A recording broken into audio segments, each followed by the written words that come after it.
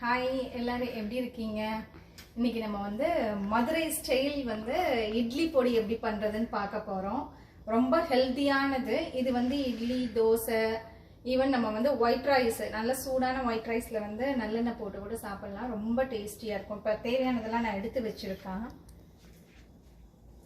இதுல வந்து 1 கப் வந்து கடலை பருப்பு எடுத்து வச்சிருக்கேன். அதே இதில் வந்து 3 கப் வந்து கருப்பு உளுந்து எடுத்து வச்சுருக்கேன். இந்த மாதிரி பொடி செய்யும் போது கருப்பு உளுந்து செஞ்சோம்னா ரொம்ப நல்லது. தனியாக வந்து இதை குழந்தைகளுக்கு வந்து நம்ம வந்து எப்படி செஞ்சு கொடுக்குறதுன்னு வந்து தெரியாதவங்க வந்து இந்த மாதிரி பொடி அரைச்சி கொடுத்தீங்கன்னா வந்து கருப்பு உளுந்தில் பண்ணதுன்னு தெரியாது. ஆனால் ரொம்ப வந்து ஹெல்த்தியானது கூட, டேஸ்ட்டும் நல்லா இருக்கும். ஒரு தடவை இதில் வந்து ட்ரை பண்ணி பாருங்கள் பொடி. அப்புறம் தேவை உங்களுக்கு வந்து எவ்வளோ காரம் வேணுமோ அதுக்கேற்ற மாதிரி வந்து ரெட் சில்லி, கொஞ்சம் வந்து பெருங்காயம், நிறைய கருவேப்பிலை. எவ்வளோக்கு எவ்வளோ கருவேப்பிலை போடுறீங்களோ அவ்வளோக்கு அவ்வளோ போட்டுக்கலாம், நல்லது. இப்போ ஃபஸ்ட்டு வந்து நான் கருவேப்பிலையை வந்து காலையிலே கழுவி வச்சுட்டேன். இருந்தாலும் வந்து லைட்டாக தண்ணி இருக்குது. இதில் வந்து ட்ரை ரோஸ்ட் பண்ணிடலாம்.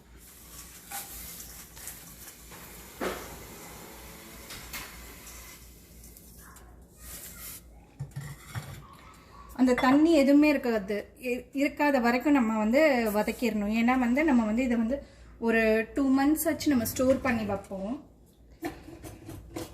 அதனால தண்ணி எல்லாம் போகிற வரைக்கும் வந்து நல்லா வந்து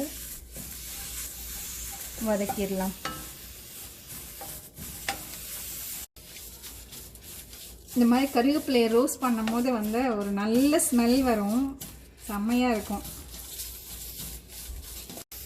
இந்த கருவேப்பிலையெல்லாம் மற்ற ஃபுட்லெல்லாம் நம்ம வந்து டெய்லியுமே சேர்க்குறோம். ஆனால் எல்லாரும் வந்து அதை நம்ம எடுத்து போட்டுருவோம்.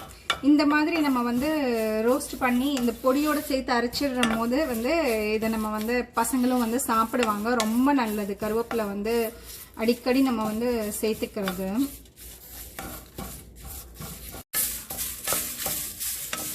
இப்போ தண்ணி எல்லாம் நல்லா போயிடுச்சு. இப்போ இதை மாற்றிட்டு அடுத்து வந்து ரெட் சில்லிஸ் போட்டு வதக்கிடலாம். இப்போ வத்தல் போட்டு நல்லா வந்து வதக்கிடலாம். உங்களுக்கு எந்த அளவுக்கு காரம் வேணுமோ அதுக்கேற்ற மாதிரி போட்டுக்கோங்க.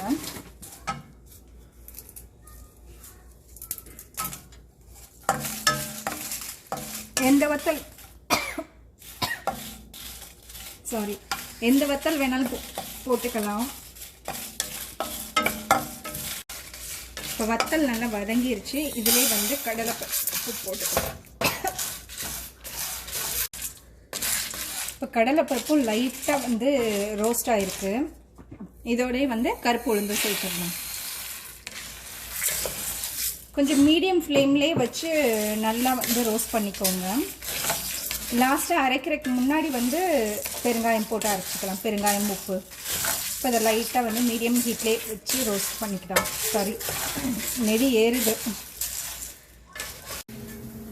இப்போ கடலை பருப்பெல்லாம் வந்து நல்ல கலர் சேஞ்ச் ஆகிடுச்சு பாருங்கள், ப்ரௌன் கலரில்.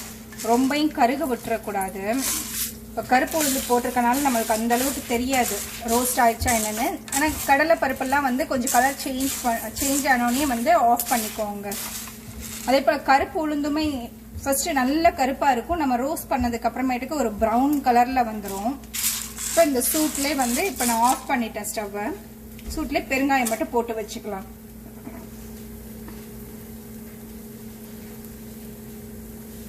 இப்போ இது நல்லா ஆறுனதுக்கு அப்புறமேட்டுக்கு நம்ம மிக்சியில் போட்டு அரைச்சி ஒரு பேட்ச் போட்டு வச்சிட்டோம்னா வந்து ஒரு 3 monthsக்கு வந்து ஓகே. எங்கேயாச்சும் வெளில போயிட்டு வரோம், குயிக்காக எதுவுமே இல்லை அப்படின்னா கூட ஒரு ரைஸ் வச்சு இந்த பொடி போட்டு சாப்பிட்டுக்கலாம். இதே போல் கருப்பு உளுந்து சேர்க்குறதுனால ரொம்ப நல்லது. கேர்ள்ஸ்க்கு மட்டும் இல்லை, இப்போ வந்து ஜென்ஸுமே வந்து எல்லாம் கம்ப்யூட்டர் முன்னாடியே உட்காந்து ஒர்க் பண்ணுறதுனால எல்லாத்துக்கும் வந்து பேக் பெயின், கால் வலி அந்த மாதிரிலாம் இருக்கும்ல. இப்போ நம்ம இதை சேர்க்கும் போது வந்து ரொம்ப ஸ்ட்ரென்தன் ஆகும். போன் எல்லாம் வந்து ஸ்ட்ரென்தன் ஆகும். ரொம்ப நல்லது. நீங்களுமே இந்த மாதிரி ட்ரை பண்ணி பாருங்கள்.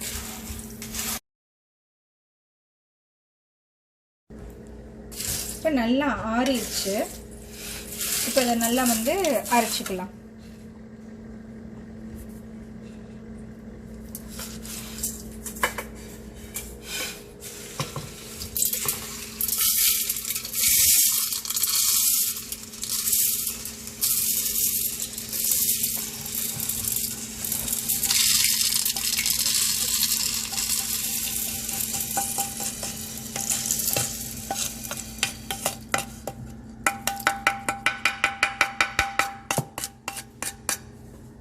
இதோட வந்து இந்த கருவேப்பிலையும் சேர்த்துக்கலாம்.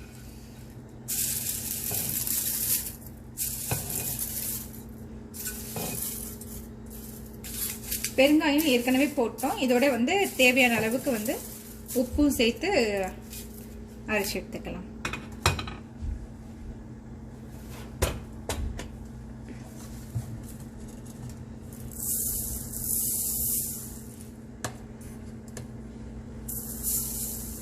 அவ்வளோதான். நல்லா அரைச்சாச்சு. இது சில பேர் ரொம்ப கொரான்னு அரைப்பாங்க, சில பேர் நல்ல பவுடராக அரைப்பாங்க. உங்களுக்கு எந்த அளவுக்கு வந்து வேணுமோ அப்படி அரைச்சிக்கோங்க. நான் வந்து மீடியமாக அரைச்சிருக்கேன். இந்த அளவுக்கு இருக்கும். இப்போ இதை வந்து எண்ணெய் போட்டு வந்து நம்ம கரைச்சோம்னா ரொம்ப திப்பி திப்பியாக இல்லாமல் தோசைக்கெல்லாம் வந்து தொட்டு சாப்பிட்றதுக்கு கொஞ்சம் இந்த மாதிரி அரைச்சோம்னா நல்லாயிருக்கும். அதே போல் நிறைய பேர் வந்து கடலைப்பருப்பு வந்து நிறைய கூட சேர்த்துக்குவாங்க. நான் வந்து உளுந்து வந்து சேர்க்கணும் பிள்ளைங்களுக்கு அப்படின்றதுனால நிறைய வந்து கருப்பு உளுந்து தான் வந்து குவான்டிட்டி வந்து அதிகமாக எடுத்திருக்கேன். நீங்களும் ட்ரை பண்ணி பாருங்கள். இது ரொம்ப உடம்புக்கும் ரொம்ப நல்லது. டேஸ்ட்டும் வந்து ரொம்ப வந்து சூப்பராக இருக்கும். அதே போல் எப்பவுமே நம்ம பொடி இந்த மாதிரி வந்து ஒரு பேட்ச் அரைச்சி வச்சிட்டோம்னா வந்து எமர்ஜென்சிக்கு வந்து நல்லாவே யூஸ் ஆகும். ஓகே, நீங்களும் ட்ரை பண்ணி பாருங்கள். கமெண்ட்டில் வந்து ஷேர் பண்ணுங்கள் எப்படி வந்ததுன்னு சொல்லிட்டு. ஓகே காய்ஸ், பாய். இந்த பொடியை வந்து ஸ்டோர் பண்ணுறதுக்கு முன்னாடி ஒரு தடவை டேஸ்ட் பார்த்துக்கோங்க. சால்ட்டு காரம்லாம் கரெக்டாக இருக்குதான்னு. சால்ட்டு கம்மியாக இருந்ததுன்னா நம்ம ஆட் பண்ணிக்கலாம். காரம் வந்து இப்போ ரொம்ப அதிகமாயிருச்சு அப்படின்னா வந்து இன்னும் கொஞ்சம் உளுந்தும் பருப்பும் மட்டும் லைட்டாக அரைச்சி இதோட போட்டிங்கன்னா வந்து அந்த மாதிரி அட்ஜஸ்ட் பண்ணிவிட்டு ஸ்டோர் பண்ணி வச்சுக்கோங்க. ஓகே, பாய்.